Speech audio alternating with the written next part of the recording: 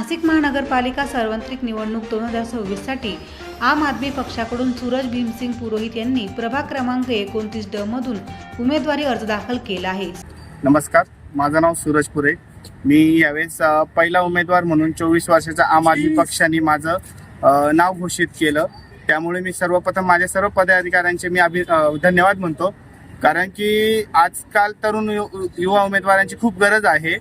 सध्या आपल्या ज्या सिडकोमध्ये जे चालू आहे गुन्हेगारी आणि त्यामुळे आपण बघितलं पाहिजे की सामान्य घरातून कोणतरी उमेदवार उभा आहे, त्यासाठी आपण सपोर्ट केला पाहिजे। आणि मला खूप आनंद होतोय की आज पहिला म्हणून 24 वर्षाचा उमेदवार म्हणून मला उमेदवारी दिलीबद्दल मी धन्यवाद म्हणतो। सर्वसामान्य कुटुंबातून आलेल्या पुरोहित यांनी पैसे, साड्या किंवा दिखाऊ कार्यक्रम न करता शिक्षण, आरोग्य, सरकारी योजना, नागरिकांचे हक्क, CCTV सुरक्षा, नाना नानी पार्क व प्रभागातील सरकारी कॉलेज उभारण्यासाठी प्रयत्न करण्याचे आश्वासन दिले। तसेच प्रभागासाठी मिळवणाऱ्या निधीचा हिशोब डिजिटल बोर्डावर जाहीर करून पारदर्शक कारभार करण्याचा संकल्प व्यक्त केला।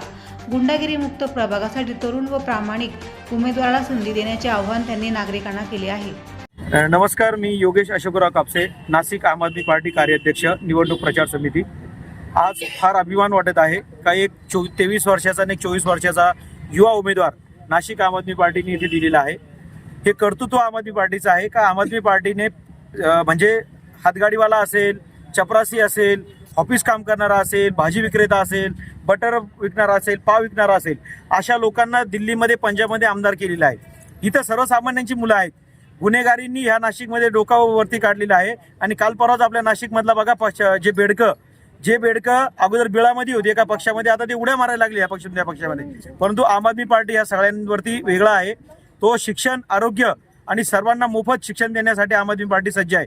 आमच्या ह्या तिन्ही उमेदवारांना, म्हणजे ही घरगुती एक महिला आहे आश्वर्यताई, यांनी सुद्धा या लोकशाहीच्या उत्साहामध्ये सहभाग नोंदवलेला आहे। खरं महिला सुद्धा ह्या उत्साहामध्ये सर्वात प्रथम पाहिजे। आज आम्ही त्यांचंही स्वागत करतो, आश्वर्यताईंचं। या सर्व उमेदवारांना सिडको परिसरामधून या झाडू चिन्हावरती सर्वच जे मतदार आहे त्यांनी चांगल्या पद्धतीने ह्या युवकांना, ह्या ताईंना चांगल्या पद्धतीचं मतदान करावं आणि आपलं शिक्षण, आरोग्य, वीज, खड्डे नाशिक मुक्त करण्यासाठी आणि गुन्हेगारी मुक्त करण्यासाठी त्या उमेदवारांना तुम्ही भरपूर असं मतदान करून त्यांना नगरपालिकेत पाठवा, अशी विनंती करतो। जय हिंद, जय महाराष्ट्र।